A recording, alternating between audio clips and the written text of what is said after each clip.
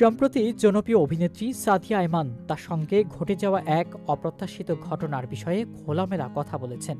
গত বছর একটি গোপন ভিডিও ছড়িয়ে পড়ায় অভিনেত্রীকে বিব্রতকর পরিস্থিতির মুখোমুখি হতে হয়েছিল। ভিডিওটিতে সাদিয়া অপ্রস্তুত অবস্থায় ছিলেন এবং তা তার অনুমতি ছাড়া ধারণ করা হয়েছিল বলে দাবি করেন তিনি। ভিডিওটি শেয়ার করার কারণে সাদিয়া অনেক সমালোচনার শিকারও হন। বলায় বাহুল্য, ভিডিওটি তখন রীতিমতো অভিনেত্রীকে বিব্রতকর অবস্থায় ফেলে। সেই সাংবাদিকের নাম প্রকাশ করে শাস্তিও চান এই অভিনেত্রী। এবার বিষয়টি নিয়ে ফের প্রশ্নের মুখে পড়েন সাদিয়া আইমান।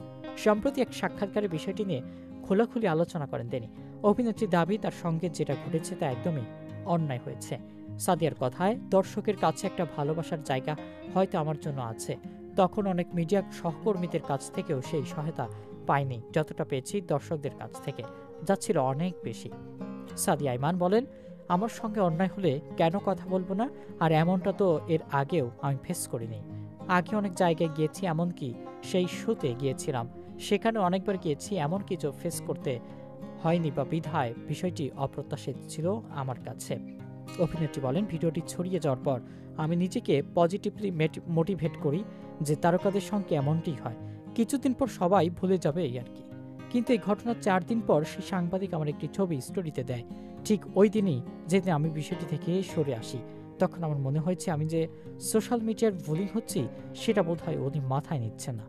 এরপর আমার কাছে মনে হয়েছে এটা নিয়েই কথা বলা অবশ্যই উচিত।